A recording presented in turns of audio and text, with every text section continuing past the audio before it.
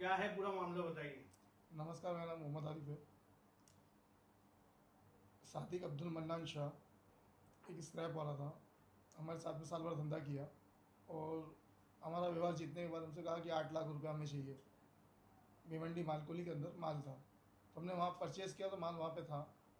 उस बेस पे मैंने उनको 8 लाख रुपये दिया। माल 16,50,000 रुपये का था। तो RTGS मानना था, कंपनी उन्हीं की थी, तो उनके अकाउंट से ही जाएगा, बिल्डर से उन्हीं का था। वो हिसाब से मैंने पैसा उनको कैश दिया और वो पैसा उन्होंने RTGS कंपनी में मारा ही नहीं। उसके बाद वो फ़रार हो गए पैसा लेके। फिर मैं उनके घर पे गया हूँ तो उनकी मम्मी बोलती हैं कि अगर आप घर में पैसा मांगने आओगे तो आपको रेप केस में फंसाऊंगी।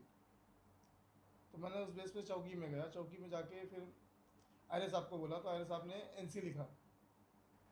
NC का तो पुलिस आई तो उसकी माँ गाँव चले गए थे। आपने जो पैसा लिया था वो कैसे लिया था? कैश दिया था मैंने 2 लाख एक बार दिया हूँ, 3 लाख एक बार दिया हूँ और 3 लाख रुपए एक बार दिया हूँ। तो अभी आपका क्या कहना है कि मतलब वो पैसे नहीं दे रहा है कि क्या है? अभी वो बोल रहा है केस करके तुमने क्या कर लिया। अच्छा। मैं बेल पे बाहर हूँ, तुमको जितना दौड़ना है दौड़ो, तुमको जो करना है करो। पैसा अगर कोर्ट बोलेगी तो दूंगा, कोई पैसे कोई उम्मीद नहीं कि 10 साल में दूंगी 20 साल में दूँ। ऐसा करके बात कर रहा है। आपने जो पैसा दिया है उसका कोई प्रूफ है या सामने वाले हाँ, ने प्रूफ दिया है है। उसका कोई प्रूफ दिया है? मैंने उसको पैसा दिया, उसके बदले से उनको चेक दिया हुआ है। 3-3 लाख का 2 चेक दिया है। एक सैफुल्ला मनिहार मनिहार के नाम पे दिया है, एक आरिफ खान के ऊपर दिया है। ये 2 चेक है सर। ये मोहम्मद आरिफ 3 लाख का चेक है और एक चेक इनको दिया था सैफुल्ला भाई को।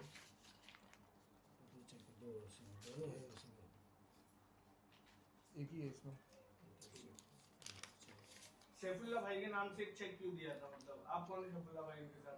सैफुल्ला भाई पार्टनरशिप में थे, हम्म, तो इन्होंने 3 लाख रुपया दिया था। मेरे पास खाली 3 ही लाख था ओके और 2 लाख रुपये सफीक भाई ने दिए थे।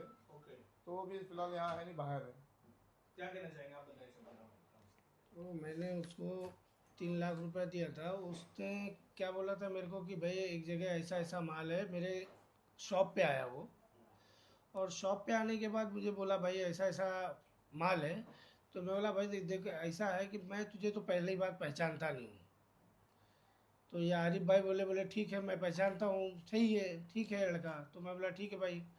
तो उसने बोला कि भाई 3 लाख रुपए की ज़रूरत है, दे दो, बाकी तो इंतज़ाम हो चुका है।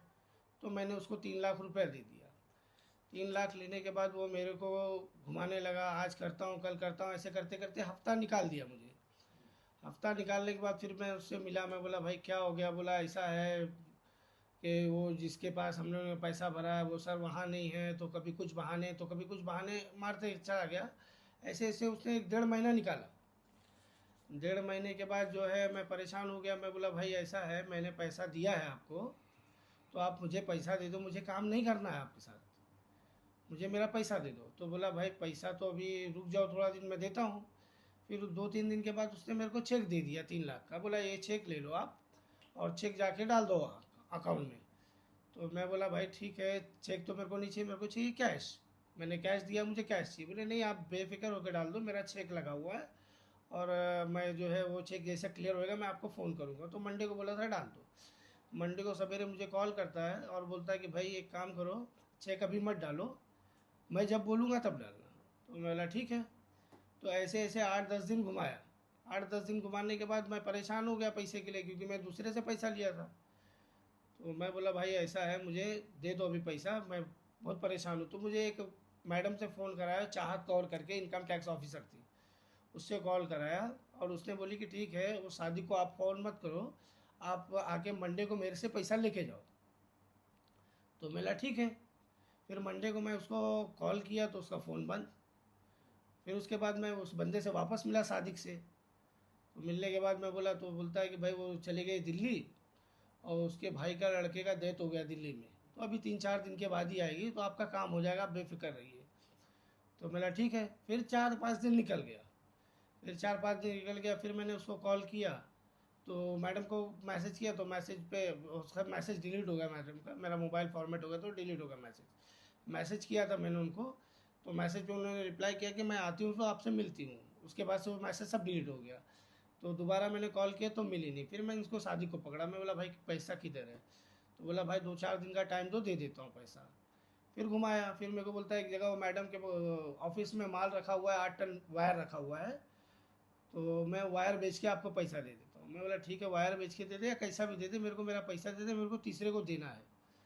फिर घुमाने लगा, 5-6 दिन फिर घुमाया। फिर मैं बोला भाई मेरा पैसा दे दे, मैं बहुत परेशान हूँ। बोला भाई कल आके ले लो, कल मैं दे दूँगा। फिर उसको कल जब पकड़ा तो बोला कि ठीक है रुको मैं करवाता हूँ। तो उसके बड़े भाई, उसको जब हम लोग पकड़े तो उसका बड़ा भाई और बहन भाई दोनों जो है पास में आ गए। किसी ने फ़ोन किया होगा, उसमें से काफ़ी लोग थे, 40 से 50 लोग थे वहाँ पर। तो किसी ने फ़ोन किया तो उसका भाई बड़ा वाला आया, शाहिद नाम है, और उसका बहन भाई आया बड़ा। तो बोला भाई 2-4 दिन का इसको टाइम दे दो, 2-4 दिन में पैसा देगा। अब 2-4 दिन का टाइम दिए, 2-4 दिन का जो टाइम दिए, जिस दिन का टाइम दिए थे कि लास्ट दिन है, उसको कॉल किए तो बोले हाँ मैं वाशी में हूँ, पैसा लेके आ रहा हूँ, बस दे रहा हूँ आके। और उसके बाद जो है वो पैसा ना दिया ना कुछ, उसका मोबाइल वहीं से स्विच ऑफ। फिर हम घर गए, उसके घर पे गए, बड़ा भाई मिला। मैं बोला किधर है वो? तो बोला अरे वो किधर गया क्या मालूम, अपनी बीबी और बैग लेके वो घर से चले गया। मतलब कहाँ गया कुछ पता है? तो बोले पता तो नहीं है। मैं बोला फिर पता लगाओ यार, कहाँ है क्या है, तुम ही बोले थे, तुम्हारे भरोसे मैंने दिया उसको। तो बोला कि ठीक है मैं पता लगाता हूँ, लेकिन मालूम नहीं पड़ रहा कहाँ है। तो ऐसे ऐसे हफ्ता 10 दिन निकाल दिया वो। हफ्ता 10 दिन निकाला तो मैं परेशान हो गया। मैं गया उसके चौकी में, मैं बोला सर ऐसी ऐसी बात है। तो पुलिस चौकी में बुलवाया उसके घर वालों को, उसके भाई को बुलवाया। तो उसके भाई ने बोला चौकी में आके कि सर हम लोग को नहीं मालूम है कहाँ है। ऐसे ऐसे करते करते उन्होंने साल भर लगाया। घर वालों को, मैं बाप को फ़ोन किया, उसके अब्दुल मन्नान शाह नाम है, तो उनको फ़ोन किया। तो बोले कि मुझे नहीं मालूम बेटा, वो कहाँ है, आएगा तो मालूम पड़ेगा। मैं बोला सर एक बात बताओ, 1 साल होने आया और 1 साल से आपका लड़का लापता है और आपको लड़के की कोई फिक्र नहीं है कि कहाँ है लड़का। मतलब एक FIR कर दो आपके लड़के के ऊपर कि भाई मेरा लड़का लापता है, खो गया है, किधर है, आपको पता तो होना चाहिए आपका लड़का। बोले नहीं मुझे नहीं पता है, ये वो बोल के उसने बात को काट दिया।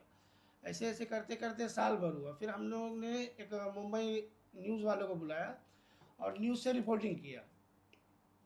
रिपोर्टिंग करने के बाद जो है, जिस दिन हमने रिपोर्टिंग किया उसी दिन रात में हम लोग किया, सवेरे वो उसको हाजिर कर दिए। घर वालों ने हाजिर करके चौकी में ले गए, और वहाँ पे फिर उसके बाद में उसका जो है चौकी में जाने के बाद, तो आपने इस पे FIR वगैरह कुछ की हाँ है? FIR किया हुआ है उसके ऊपर, अच्छा, कौन सी पुलिस स्टेशन में FIR की है? साकी नाका में। अच्छा, ये जो आरोपी सादिक अब्दुल मन्नान हाँ साहब, शादी अब्दुल मन्नान ये साहब, आप ही लोगों से इसने ठगी की है कि इसकी आदत है ये या क्या है? ये काफ़ी बैकग्राउंड क्या है? ये काफ़ी लोगों से ठगी किया है। उसके बारे में अगर उसका बैकग्राउंड निकालोगे तो काफ़ी लोग एरिया में जहाँ वो रहता है वहाँ भी पता लगाओगे तो काफ़ी लोगों का पैसा खाया हुआ है। 70-72 लाख रुपए उसने काफ़ी पहले लोगों जमा का किया पैसा है। खाया, इसका काम ही है ये। पूरे घर वाले इन्वॉल्व है इसके अंदर, बड़ा भाई, बाप, और भी काफ़ी लोग इन्वॉल्व है इसके अंदर। एक चाहत कौर करके मैडम है, वो भी इन्वॉल्व है इसके ये अंदर। इस समय कहाँ है आरोपी? आपको इस पता आप समय इस ये अपना तिलक नगर में है, साकीनाका तिलक नगर के अंदर लोकमान्य स्कूल के पास का घर है, वो वहीं रहता है। है? आपसे संपर्क किया उसने कभी? आप लोगों ने किया नहीं? बीच में हमने एक बार उसको मुलाकात किए थे, तो चौकी में गया वो, बोलता है कि मुझे रास्ते में ना पकड़ के रुकाया जा रहा, धमकी दी जा रही है। तो हमको चौकी में बुलाया गया। सर हमने खाली पूछा देखो नंबर दे दे भाई तेरा नया वाला जो तुमने बंद कर दिया है, पैसा कभी देगा, इसलिए हमने उसको रुकाया था।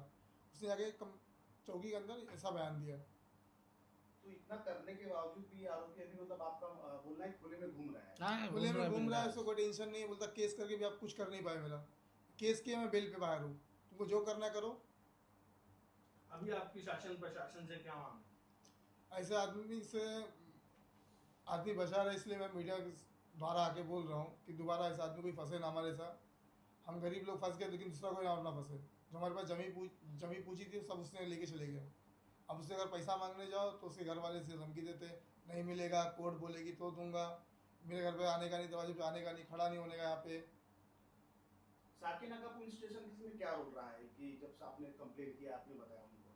साकिना पुलिस स्टेशन का यही था कि अपना जब हम गए हैं, उनको बुलाया गया है, बाकायदा बात हुई, तो लड़के का पता ही नहीं बोलते थे। और जिस दिन मीडिया बुलाए उसी दिन रात में वो हाजिर कर दिया लड़के को। हमारे समझ में नहीं आया कि पता भी नहीं था घर वाले को, लड़का भी हाजिर हो गया। और फिर इसको अपना अंधेरी लॉकअप में खड़ा किए, सुबह इसको कोर्ट में हाजिर कर दिए। हमको तो सुबह मालूम पड़ा कि कोर्ट हमको जाना है, हमको मालूम ही नहीं था चीज़ की वो हाजिर हुआ है। यानी अभी भी ये ठगी का ही काम कर रहा है कि कुछ और अभी काम भी कर इसका रहा है? वही धंधा है, ये पूरा घर भर का धंधा वही है।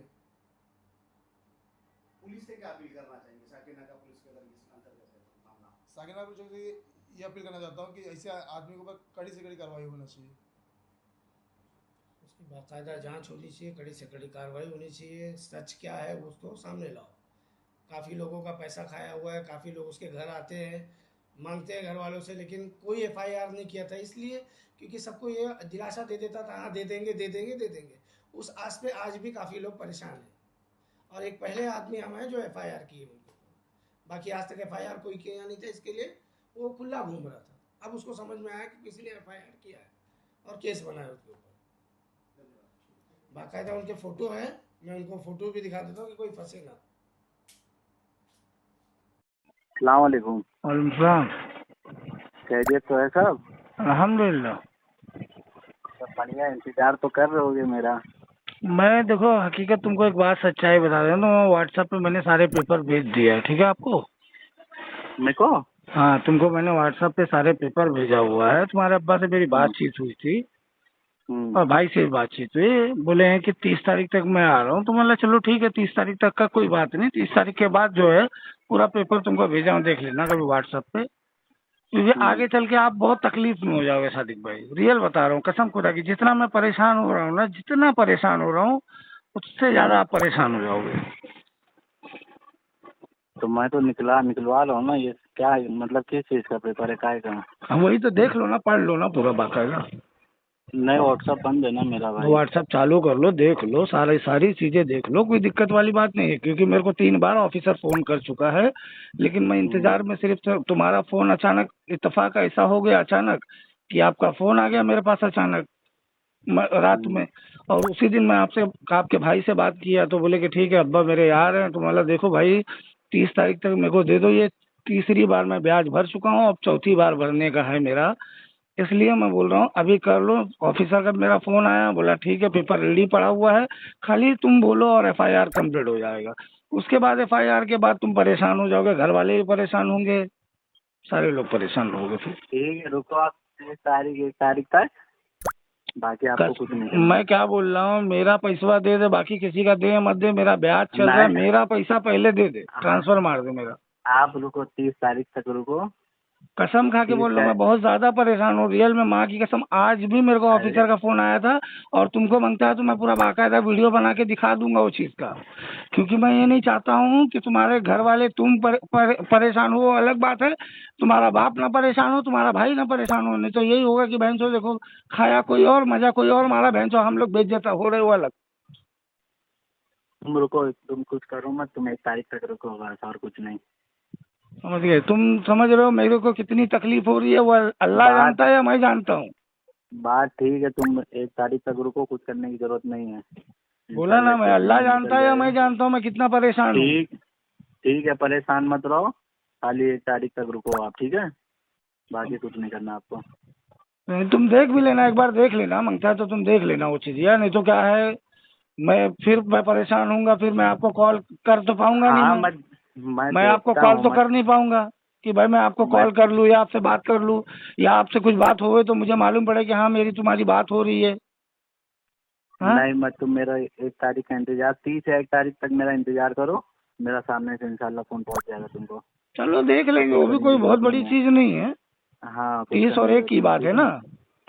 ठीक है, कोई बात नहीं, उसमें कोई इशू नहीं है। लेकिन मैं जितना तकलीफ देखो सादिक भाई, मैं यकीन मानो 3800 रुपया हर महीने में ब्याज भर रहा ठीक है, आप कुछ नहीं होगा। आप नहीं, कितने तारीख को ब्याज भरते हो? वो भरने की जरूरत नहीं पड़ेगी। ये 10 तारीख को, अभी 10 आएगा ना, फिर भरना पड़ेगा। वो नहीं भरोगे इंशाल्लाह, तुम बस टेंशन मत लो।